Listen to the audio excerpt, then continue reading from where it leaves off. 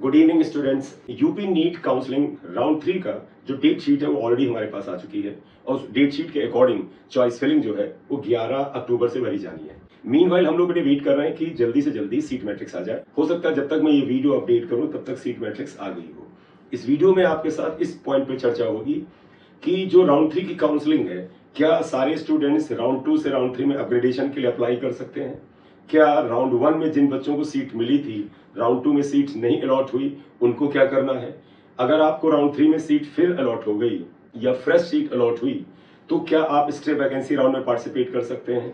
साथ ही साथ बेटा, जिन स्टूडेंट्स को राउंड 3 तक बीडीएस की सीट अलॉट हुई है और अगर स्टे वैकेंसी राउंड में कुछ एमबीबीएस की सीट्स वैकेंट होके आती हैं, क्या उनको स्टे वैकेंसी राउंड में अपग्रेडेशन के लिए यानी एमबीबीएस कॉलेज पाने के लिए चॉइस फिलिंग का मौका मिलेगा? इसी तरह के जो बहुत सारे इंपॉर्टेंट क्वेश्चंस हैं, इनका जवाब आपको इस वीडियो में मिलेगा, इसलिए वीडियो में आप एंड तक बने रहिएगा। प्रथम एवं द्वितीय चक्र की काउंसलिंग से अनआवंटित तथा प्रवेशित अभ्यर्थियों को तृतीय चक्र की काउंसलिंग में प्रतिभाग करने हेतु पुनः धरोहर राशि जमा करने की आवश्यकता नहीं है। ऐसे स्टूडेंट्स जिनको राउंड 1 में और राउंड 2 में कोई सीट अलॉट नहीं हुई है, या फिर ऐसे स्टूडेंट जिन्होंने राउंड 1 या राउंड 2 की सीट में प्रवेश ले लिया था, जो सीट जो कॉलेज उन्हें अलॉट हुआ था उस पर उन्होंने प्रवेश ले लिया था, उनको तृतीय चक्र की काउंसलिंग में किसी भी तरह की धरोहर राशि जमा करने की आवश्यकता नहीं है। करेक्ट? राजकीय तथा निजी क्षेत्र के मेडिकल कॉलेजों, डेंटल कॉलेजों हेतु तृतीय चक्र की काउंसलिंग द्वारा आवंटित सीट पर अभ्यर्थी को प्रवेश प्राप्त करना अनिवार्य होगा, अन्यथा की स्थिति में जमा की गई संपूर्ण धरोहर राशि जब्त कर ली जाएगी। चाहे बेटा गवर्नमेंट मेडिकल या डेंटल कॉलेज हो या प्राइवेट मेडिकल या डेंटल कॉलेज हो, थर्ड राउंड में आपको जो सीट अलॉट होगी वो आपको लेनी ही लेनी होगी, उस पर आपको एडमिशन लेना ही लेना होगा। अदरवाइज आपकी सारी की सारी धरोहर राशि यानी जो सिक्योरिटी मनी है वो जब्त हो जाएगी। खासतौर पर प्राइवेट के केस में ये ह्यूज अमाउंट है, वो 1 लाख है बीडीएस के केस में और 2 लाख रुपए है एमबीबीएस के केस में, अगर आप प्राइवेट में एडमिशन पाए हैं। एक मिनट, पहले पॉइंट में बेटा एक चीज भी ध्यान रखिएगा, अगर आपको राउंड 1 में या राउंड 2 में अलॉटमेंट हुआ था और आपने एडमिशन ले लिया है तो आप राउंड 3 में सीधे चॉइस फिलिंग करेंगे, आपको कोई धरोहर राशि सिक्योरिटी मनी जमा नहीं करना है।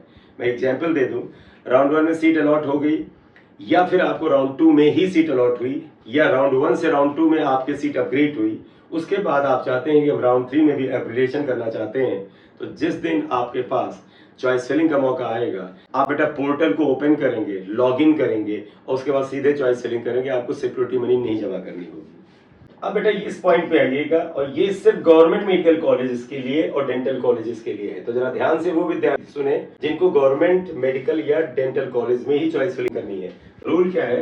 राजकीय क्षेत्र यानी गवर्नमेंट क्षेत्र के मेडिकल या डेंटल कॉलेज हेतु प्रथम या द्वितीय चक्र की काउंसलिंग से प्रवेशित अभ्यर्थी यदि तृतीय चक्र की काउंसलिंग में पुनरावंटन के पश्चात प्रवेश नहीं लेता है तो अभ्यर्थी द्वारा जमा की गई संपूर्ण धरोहर राशि तथा तत्समय जमा किए गए समस्त शुल्क जब्त कर लिए जाएंगे। ऐसे बच्चे जिनको राउंड 1 या राउंड 2 में कोई सीट अलॉट हुई है, वो गवर्नमेंट मेडिकल कॉलेज में हुई हो या डेंटल कॉलेज में हुई हो, उसके बाद अपग्रेडेशन आप करते हैं और आपको राउंड 3 में सीट अलॉट हो जाती है और आप एडमिशन नहीं लेते हैं, तो आपकी सारी की सारी धरोहर राशि यानी सिक्योरिटी मनी और तत्समय जमा किए गए समस्त शुल्क, यानी आप जब राउंड 1 के कॉलेज में आपने एडमिशन लिया होगा या राउंड 2 में अलॉटेड कॉलेज में एडमिशन लिया होगा, उस समय आपने कुछ फीस जमा की होगी, वो सब फीस भी जब्त हो जाएगी, सिक्योरिटी मनी भी जब्त होगी। तो इस नुकसान को ध्यान में रखिएगा। आप राउंड 1 में या तो सीट पा गए थे या राउंड 2 में सीट पा गए थे और अब आपको अपग्रेडेशन के तहत राउंड 3 में भी अगर सीट मिल गई तो आपको उसमें एडमिशन लेना पड़ेगा, नहीं लेंगे तो सिक्योरिटी मनी जब्त होगी और उस समय तक राउंड 1 के और राउंड 2 के कॉलेज में आपने जो भी फीस वगैरह जमा की थी मेडिकल कॉलेज में, वो सब भी जब्त होगी। ये पॉइंट निजी क्षेत्र के लिए है और ये भी इम्पोर्टेंट है आपके लिए।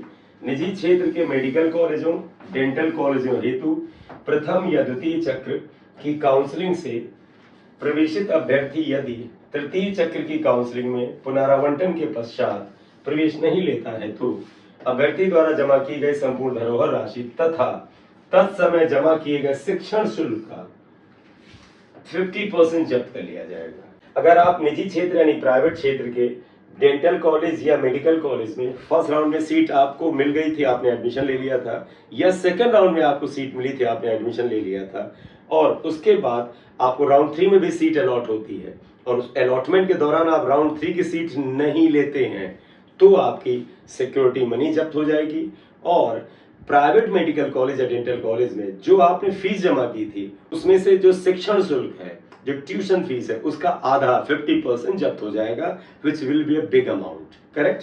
तो ध्यान रखिएगा, गवर्नमेंट के लिए ये रूल है और प्राइवेट मेडिकल कॉलेज के लिए ये रूल है, दोनों में थोड़ा सा फर्क है। नेक्स्ट पॉइंट देखिएगा बेटा, तृतीय चक्र की काउंसलिंग के आवंटन की प्रोसेसिंग के पश्चात यदि आरक्षित श्रेणी की कोई भी सीट रिक्त रह जाती है तो ऐसी सभी सीटों को निम्नांकित तालिका के अनुसार आमेलित यानी कन्वर्जन करते हुए आवंटन की प्रक्रिया संपन्न की जाएगी। थर्ड राउंड की काउंसलिंग में आवंटन के प्रोसेसिंग के पश्चात बेटे जब आप सब चॉइस फिलिंग कर लेते हैं, चॉइस लॉकिंग करते हैं, उसके बाद बेटा सीट अलॉटमेंट की प्रोसेसिंग का भी 1 दिन या 2 दिन डीजीएमई लेता है। हम process of the seat allotment कर रहे होंगे राउंड 3 में ही, तो उसमें जैसे ही प्रोसेस ऑफ द अलॉटमेंट खत्म होगा राउंड 3 का, रिजल्ट नहीं है प्रोसेस, अगर उस प्रोसेस में पीडब्ल्यूडी की या एक्स सर्विसमैन की, फ्रीडम फाइटर की, एनसीसी कैंडिडेट की अगर सीटें खाली रह जाती हैं या इसी तरह से एसटी कैटेगरी की कुछ सीटें खाली रह जाती हैं या एससी की सीटें खाली रह जाती हैं, ईडब्ल्यूएस की, इसके अलावा ओबीसी की, तो उनको उसी थर्ड राउंड की प्रक्रिया के दौरान ही कन्वर्ट कर दिया जाएगा एक रूल के तहत। वो कन्वर्जन का रूल जरा सुन लीजिए, फिर पॉइंट को फिर मैं क्लियर करता हूं। Conversion category converted to ST category की PWD, ex serviceman, freedom fighter और एनसीसी की कोई भी सीट बेटा थर्ड राउंड की प्रोसेसिंग की प्रक्रिया के दौरान अगर खाली पाई गई तो थर्ड राउंड के ही रिजल्ट में इनको कन्वर्ट करके एसटी की ओपन सीट में कन्वर्ट कर दिया जाएगा। इसी तरह से एससी कैटेगरी की PWD, ex serviceman, freedom fighter, NCC की सीट थर्ड राउंड की processing of the seat allotment में ही अगर कोई सीट खाली हुई तो बेटा उसी प्रोसेसिंग के दौरान इन सभी सीटों को ओपन कैटेगरी ऑफ एससी में कन्वर्ट कर दिया जाएगा। जैसा कि मैंने आपको बताया था बेटा कि मॉप अप राउंड में कन्वर्जन होगा, यानी जो सीटें इन कैटेगरीज में खाली रहेंगी वो ओपन कैटेगरी में जाएंगी। अगर अनरिजर्व कैटेगरी की PWD, ex serviceman, freedom fighter और एनसीसी की सीट्स थर्ड राउंड की प्रोसेसिंग के दौरान ही खाली पाई गई तो उनको अनरिजर्व ओपन में कन्वर्ट कर दिया जाएगा। इसी तरह से OBC, PWD, ex serviceman, freedom fighter, NCC की सीट्स अगर खाली पाई गई उनको ओबीसी ओपन में कन्वर्ट कर दिया जाएगा और ईडब्ल्यूएस की इन्हीं कैटेगरीज की सीट्स अगर खाली पाई गई तो उनको ईडब्ल्यूएस ओपन में कन्वर्ट कर दिया जाएगा during the process of the allotment seat of the round 3। यानी राउंड 3 का जब रिजल्ट आएगा तो ये सब कन्वर्ट होकर के रिजल्ट आएगा, ठीक। और इसके अलावा अगर मान लें राउंड 3 की प्रोसेसिंग में एसटी कैटेगरी की जितनी सीट्स थी उतने कैंडिडेट वहां पर चॉइस फिलिंग ही नहीं करते, यानी एसटी में प्रोसेसिंग के दौरान कोई सीट खाली रहती है तो उस सीट को एससी में कन्वर्ट कर दिया जाएगा। एसटी कैटेगरी की कोई सीट अगर खाली रहती है वो बेटा एससी कैटेगरी में चली जाएगी। इसी तरह से अगर एससी कैटेगरी में कोई सीट खाली रह जाती है, फॉर एग्जाम्पल मान लें एससी की 50 सीट्स थी राउंड 3 में और जो कैंडिडेट्स जो एलिजिबल हैं काउंसलिंग करने के लिए एससी कैटेगरी के हैं वो सिर्फ मान लें 45 है वहां, तो 5 सीटें खाली हुई। ये 5 सीटें एससी की जो होंगी ये अनरिजर्व कैटेगरी में ट्रांसफर हो जाएंगी। इसी तरह से बेटा ओबीसी में अगर कुछ सीटें राउंड 3 की प्रोसेसिंग के दौरान बचती हैं वो भी अनरिजर्व में जाएंगी, ईडब्ल्यूएस की सीटें भी अनरिजर्व में जाएंगी और माइनॉरिटी की भी अगर कुछ सीट्स वहां हैं वो भी अनरिजर्व में चली जाएंगी। और ये माइनॉरिटी वाला पॉइंट जो है प्राइवेट एमबीबीएस और प्राइवेट बीडीएस के लिए बड़ा इंपॉर्टेंट है क्योंकि कई प्राइवेट एमबीबीएस और बीडीएस के जो इंस्टीट्यूट्स हैं वो माइनॉरिटी के लिए रिजर्व है, अगर उनकी सीटें खाली रही तो अनरिजर्व में आ जाएंगी, ठीक है। अब बेटे जब आप राउंड 3 की काउंसलिंग करने जाएंगे तो बेटे आपके मन में ये बहुत इंपॉर्टेंट क्वेश्चन होगा कि स्टे वैकेंसी राउंड के क्या नियम है। रीजन समझिएगा बेटा, दोनों राउंड बिल्कुल एक दूसरे से इंटरकनेक्टेड है। अगर आप में से कोई बच्चा ये सोचता है कि राउंड 3 में अगर नहीं सीट मिली तो क्या हम स्टे वैकेंसी राउंड में जा सकते हैं, नियम क्या है, तो इसी वीडियो में बेटे आप स्टे वैकेंसी राउंड के भी नियम समझ लीजिए जिससे कि आपको राउंड 3 की चॉइस फिलिंग करते वक्त किसी भी तरह का हेजिटेशन ना हो। तो सुनिए बेटे, स्टे वैकेंसी राउंड के संबंध में नियम क्या है। पहला, स्टे वैकेंसी राउंड हेतु वही अभ्यर्थी अर्ह होंगे जिन्हें यूपी नीट यूजी 2024 के किसी भी चक्र की काउंसलिंग से कोई भी सीट आवंटित न हुई। बेटा वही स्टूडेंट्स जो है बेटा स्टे वैकेंसी राउंड की चॉइस फिलिंग कर पाएंगे, उसमें पार्टिसिपेट कर पाएंगे जिनको यूपी नीट की किसी भी चक्र की, किसी चक्र मतलब राउंड 1, राउंड 2, राउंड 3 में कोई भी सीट आवंटित ना हुई हो। बेटे एक बात समझिएगा, आवंटित लिखा है, प्रवेशित नहीं है। आवंटित मतलब आपको राउंड 1 में सीट अलॉट हो चुकी थी और आपने बाई चांस उस पर एडमिशन नहीं लिया था, और मान लीजिए आपने राउंड 2 और राउंड 3 में फिर पार्टिसिपेट ही नहीं किया, लेकिन क्योंकि आपको राउंड 1 में एक सीट आवंटित हो चुकी थी, अब आप स्टे वैकेंसी राउंड में नहीं आ सकते। अब राउंड 2 और राउंड 3 में आ सकते थे। राउंड 3 का भी समय है, आपको अगर राउंड 1 में सीट अलॉट हुई थी, आपने राउंड 2 में मान लीजिए पार्टिसिपेट नहीं किया, तो राउंड 3 में आप कर लीजिए पार्टिसिपेट, कोई आपके लिए बंधन नहीं है, लेकिन स्टे के लिए बंधन है। तो अगर आपको राउंड 1 या राउंड 2 या राउंड 3 में किसी भी समय किसी भी राउंड में एक भी सीट अलॉट हुई, आपने एडमिशन लिया या नहीं लिया, आपने प्रवेश ले लिया तो भी, आपने प्रवेश नहीं लिया तो भी आप स्टे वैकेंसी राउंड में पार्टिसिपेट नहीं कर सकते। ठीक, स्टे वैकेंसी राउंड हेतु नीट यूजी 2024 की ऑल इंडिया काउंसलिंग के किसी भी चक्र के माध्यम से प्रवेशित अभ्यर्थी अरे नहीं होंगे। अब एक और रूल है बेटे, आप यूपी की 4th राउंड या स्टे वैकेंसी राउंड में पार्टिसिपेट करना चाहते हैं, लेकिन अगर आपको ऑल इंडिया कोटा से किसी भी राउंड में किसी भी कॉलेज में आपने प्रवेश ले रखा है, तो आप stay vacancy round of the UP NEET में पार्टिसिपेट नहीं कर सकते। फॉर एग्जाम्पल, आप में से किसी बच्चे को मान ली ऑल इंडिया कोटा की 3rd राउंड में एक सीट मिल जाती है, आप उस पर एडमिशन ले लेते हैं, आपको ये लगे कि ऐसा है उस सीट को हम छिपा लेते हैं, यूपी के स्टे वैकेंसी राउंड में कुछ आपको सीट अच्छी लगी हो सीट मैट्रिक्स में, चलिए यहाँ पार्टिसिपेट कर लेते हैं, नहीं कर पाएंगे। तो रूल ये है बेटा, यूपी नीट की राउंड 1, राउंड 2, राउंड 3 में किसी भी सीट पर अगर आपको अलॉटमेंट मिला था तो स्टे वैकेंसी राउंड में नहीं आ सकते, और ऑल इंडिया कोटा के थ्रू किसी सीट पर आपको प्रवेश मिला था, प्रवेश बेटे ध्यान रखिएगा, आपको मान लीजिए ऑल इंडिया कोटा से राउंड 2 में या राउंड 3 में सीट अलॉट हुई थी और आपने वहां जाके रिपोर्ट नहीं किया, एडमिशन नहीं लिया, तब नहीं। आप ऑल इंडिया कोटा से सीट अलॉट हुई, चाहे राउंड 1 में हुई हो, चाहे राउंड 2 में हुई हो, चाहे राउंड 3 में हुई हो, और आपने वहां एडमिशन ले लिया है, तो फिर stay vacancy round of UP NEET में नहीं पार्टिसिपेट कर सकते। ठीक है, अब बेटा आइएगा, देखिएगा ये बहुत इंपॉर्टेंट पॉइंट है, ये बीडीएस में एडमिशन लेने वाले स्टूडेंट्स के लिए है, और बेटा ये आपके लिए बहुत इंपॉर्टेंट पॉइंट है, ध्यान दीजिएगा। यूपी नीट यूजी 2024 के प्रथम चक्र, द्वितीय चक्र, तृतीय चक्र की काउंसलिंग से बीडीएस पाठ्यक्रम में प्रवेशित अभ्यर्थी स्टे वैकेंसी राउंड के एमबीबीएस पाठ्यक्रम की चॉइस फिलिंग हेतु अर्ह होंगे। यानी जिन बच्चों को राउंड 1, राउंड 2 या round 3 of the UP state counselling में बीडीएस की सीट अलॉट हो गई है, वो चाहे राउंड 1 में हुई हो, चाहे राउंड 2 में हुई हो या राउंड 3 में हुई हो, आप स्टे वैकेंसी राउंड में एमबीबीएस की सीट के लिए चॉइस फिलिंग कर सकते हैं। आप स्टे वैकेंसी राउंड में बीडीएस की चॉइस फिलिंग मत करिएगा, क्योंकि आपको राउंड 1, 2, 3 में बीडीएस मिला है, तो आप स्टे वैकेंसी राउंड में बीडीएस नहीं भर सकते। आपको लगता है कि आपकी रैंक ऐसी है कि आपको एमबीबीएस मिल सकता है, तो एमबीबीएस की चॉइस फिलिंग कर सकते हैं। करेक्ट। ऐसे अभ्यर्थी नियमानुसार राजकीय या निजी क्षेत्र के एमबीबीएस पाठ्यक्रम हेतु देय धरोहर राशि ऑनलाइन माध्यम से जमा करना सुनिश्चित करेंगे। जिन अभ्यर्थियों की धरोहर राशि जमा नहीं होगी, वे अभ्यर्थी चॉइस फिलिंग नहीं कर पाएंगे।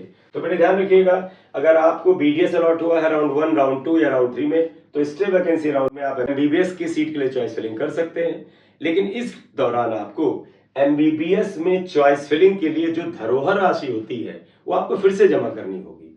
सपोज एग्जाम्पल हम लेते हैं, आप में से किसी बच्चे को गवर्नमेंट बीडीएस आप अलॉट हुआ था और आपको लगा हमें प्राइवेट एमबीबीएस में एक सीट मिल सकती है स्टे वैकेंसी राउंड में। आप जब उसके लिए चॉइस फिलिंग करेंगे तो फिर प्राइवेट एमबीबीएस की चॉइस फिलिंग के लिए जो सिक्योरिटी मनी 2 लाख रुपए है वो आपको जमा करके ही चॉइस फिलिंग का मौका मिलेगा। इसी तरह से मान लें आप में से किसी बच्चे को गवर्नमेंट बीडीएस का कॉलेज मिला हुआ है या प्राइवेट बीडीएस अलॉट हुआ है, वो गवर्नमेंट की एमबीबीएस सीट पर काउंसलिंग और चॉइस फिलिंग करना चाहते हैं स्टे वैकेंसी राउंड में, तो गवर्नमेंट एमबीबीएस सीट के लिए जो 30,000 रुपए की सिक्योरिटी मनी है वो आपको जमा करना होगा। पहले जमा किया है उसका यहाँ पर कोई मतलब नहीं, आपको जमा करना होगा। ठीक है, तो ध्यान रखिएगा, इंपॉर्टेंट पॉइंट है। नेक्स्ट पॉइंट देखिएगा बेटा, स्टे वैकेंसी राउंड में प्रतिभाग करने हेतु समस्त अर्ह अभ्यर्थी को पृथक रूप से 1,000 रुपए पंजीकरण शुल्क जमा करते हुए नवीन पंजीकरण कराना अनिवार्य होगा। स्टे वैकेंसी राउंड में जो जो पार्टिसिपेट करेगा उन सभी को बेटा पंजीकरण शुल्क जमा करना होगा, ये 1,000 रुपए है। ठीक है, तो जो लोग भी बेटा इसके लिए एलिजिबल हैं वो लोग 1,000 रुपए का पंजीकरण शुल्क जमा करके रजिस्ट्रेशन कराएंगे। ऐसे अभ्यर्थी जो पूर्व के चक्रों में काउंसलिंग में प्रतिभाग नहीं किए हों एवं प्रथम बार स्टे वैकेंसी राउंड की काउंसलिंग में प्रतिभाग कर रहे हों, उन्हें नियमानुसार धरोहर राशि जमा करना अनिवार्य होगा। आप में से बेटे कुछ ऐसे स्टूडेंट्स होंगे जिन्होंने ना तो राउंड 1 की काउंसलिंग में पार्टिसिपेट किया, ना राउंड 2 की काउंसलिंग में, ना राउंड 3 की काउंसलिंग में। अब आप सीधे स्टे वैकेंसी राउंड में अगर आएंगे तो आपको बेटा रजिस्ट्रेशन तो 1000 रुपए जमा करके कराना ही होगा। आपको धरोहर राशि जो भी माने है, अगर गवर्नमेंट के लिए करते हैं तो 30,000 रुपए, प्राइवेट के लिए करते हैं तो 2 लाख रुपए और प्राइवेट बीडीएस के लिए 1 लाख रुपए जमा करना होगा। तो जब आपने इससे पहले काउंसलिंग की ही नहीं है और पहली बार कर रहे हैं तो फिर बेटे अमाउंट तो जमा ही करना होगा। करेक्ट। प्रथम या द्वितीय या तृतीय चक्र की काउंसलिंग में पंजीकृत एवं अनावंटित ऐसे अभ्यर्थी जिनके द्वारा पूर्व में धरोहर राशि जमा की गई है, उन्हें स्टे वैकेंसी राउंड की काउंसलिंग में प्रतिभाग करने हेतु धरोहर राशि जमा करने की आवश्यकता नहीं है। बेटा आप में से वो स्टूडेंट्स जिन्होंने राउंड 1 या राउंड 2 या राउंड 3 में रजिस्ट्रेशन किया था और सिक्योरिटी मनी जमा की थी और पार्टिसिपेट किया था काउंसलिंग में, चाहे आपने राउंड 1, 2, 3 तीनों में पार्टिसिपेट किया या सिर्फ राउंड 2 में किया और 3 में किया या सिर्फ राउंड 3 में किया, आप अगर इन तीनों राउंड में पार्टिसिपेट करने के दौरान कोई भी सीट आपको अलॉट नहीं होती है तो आप स्टे वैकेंसी राउंड में बगैर सिक्योरिटी मनी जमा किए हुए आप पार्टिसिपेट कर सकते हैं। 1000 रुपए का रजिस्ट्रेशन अमाउंट बस जमा करना होगा। राइट। तो अगर आपको राउंड 1, 2, 3 में रजिस्ट्रेशन करने के और पार्टिसिपेशन के बाद कोई सीट अलॉट नहीं हुई है तो स्टे वैकेंसी राउंड में आप पार्टिसिपेट भी कर सकते हैं और आपको कोई सिक्योरिटी मनी भी जमा करनी नहीं है। स्टे वैकेंसी राउंड से आवंटन प्राप्त समस्त अभ्यर्थियों को प्रवेश के समय समस्त मूल शैक्षणिक आरक्षण संबंधी प्रमाण पत्र आवंटित मेडिकल कॉलेज या नोडल सेंटर पर प्रस्तुत करना होगा, अन्यथा की स्थिति में अभ्यर्थी के प्रवेश पर विचार नहीं किया जाएगा। स्टे वैकेंसी राउंड में अगर आपको सीट अलॉट हो जाती है तो बेटा आप सारे डॉक्यूमेंट्स जो है ओरिजिनल फॉर्म में लेकर के आएंगे और उनको नोडल सेंटर पर मेडिकल कॉलेज पर प्रस्तुत करेंगे, जमा करेंगे। और अगर आप ओरिजिनल डॉक्यूमेंट्स वहां पर प्रस्तुत नहीं कर पाए तो आपके एडमिशन पे विचार नहीं होगा, आपका एडमिशन नहीं होगा।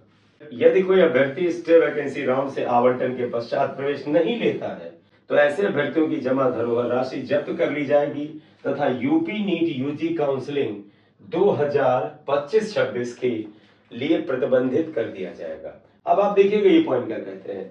आपने स्टे वैकेंसी राउंड में अगर सीट अलॉटमेंट के बाद एडमिशन नहीं लिया तो आपकी सारी सिक्योरिटी मनी तो जब्त ही होगी, साथ ही साथ यूपी नीट की जो 2025-26 की काउंसलिंग होगी आप उसमें पार्टिसिपेट नहीं कर पाएंगे। यानी कि अगर आपने स्टे वैकेंसी राउंड में अलॉटमेंट के बाद कॉलेज नहीं लिया तो फिर भैया 2025-26 में आप यूपी नीट की काउंसलिंग में पार्टिसिपेट नहीं कर पाएंगे, आपको एडमिशन मिलेगा ही नहीं यूपी नीट के थ्रू। अब यहां पर उन बच्चों को खतरा है जो लोग लास्ट राउंड में जाते हैं, स्टे वैकेंसी राउंड में जाते हैं और बाई चांस मनचाही सीट नहीं पाते हैं। अब तो वो कुछ बच्चे जिनको प्राइवेट बीडीएस में सीट स्टे वैकेंसी राउंड में मिल गई तो सीट मिल जाने के बाद उनका मन होता है हम इस सीट को नहीं लेंगे और हम अगले साल के लिए एमबीबीएस की तैयारी करेंगे। तो ऐसे बच्चे फंस जाएंगे क्योंकि अगर सीट अलॉट हो गई तो आप छोड़ते हैं तो 2025-26 में आप काउंसलिंग नहीं कर पाएंगे, यूपी नीट की आपको एडमिशन का मौका नहीं मिलेगा। तो भैया स्टे वैकेंसी राउंड में जाने से पहले विचार कर लीजिएगा, कहीं आपकी रैंक किसी खास तरह के कॉलेज पाने के लायक है तो फिर वो अलॉट हो गया तो आप फंस जाएंगे क्योंकि आपको लेना तो पड़ेगा वो कॉलेज। ठीक है। तो बेटे इन्हीं नियम के तहत अगर आप में से किसी स्टूडेंट को राउंड 1 की सीट पाने के बाद या राउंड 2 की सीट पा जाने के बाद अपग्रेडेशन के लिए जाना है तो इन नियमों का पालन करना होगा। आपको राउंड 1 में सीट अलॉट हुई और आपने वहां पर एडमिशन ले लिया, उसके बाद राउंड 2 में आपका अपग्रेडेशन हुआ, आपने एडमिशन ले लिया तो राउंड 3 के लिए आप अपग्रेडेशन के लिए अप्लाई कर सकते हैं। आपको राउंड 2 में ही सीट अलॉट हुई, आप राउंड 3 के लिए अपग्रेडेशन के लिए अप्लाई कर सकते हैं। आपको राउंड 1 राउंड 2 में दोनों में सीट अलॉट ही नहीं हुई तब तो आप फिर राउंड 3 में अप्लाई करेंगे ही चॉइस फिलिंग के लिए। और अगर आपको राउंड 1 में सीट अलॉट हुई और राउंड 2 में आपने अपग्रेडेशन के लिए डाला, नहीं अपग्रेड हुई तो भी आप अपग्रेडेशन के लिए अप्लाई कर सकते हैं। राइट। सो अपग्रेडेशन के ये रूल थे बेटा। अपग्रेडेशन के रूल के साथ स्टे वैकेंसी राउंड के भी रूल मैंने आपको बता दिए। आप इन रूल्स को ध्यान में रखें और ध्यान में रख के चॉइस फिलिंग करें। जैसे सीट मैट्रिक्स आती है बेटा कल या परसों, वैसे ही बेटे expected cut off of the round 3 of the UP NEET के बारे में वीडियो शेयर करेंगे और अन्य जो टेक्निकल जानकारी है वो भी आपके साथ शेयर करेंगे। सो डियर स्टूडेंट्स, अगर आप इस चैनल पे नए हैं तो काइंडली से सब्सक्राइब कर लीजिएगा, लाइक कर दीजिएगा। This is M Singh sir. Thank you very much.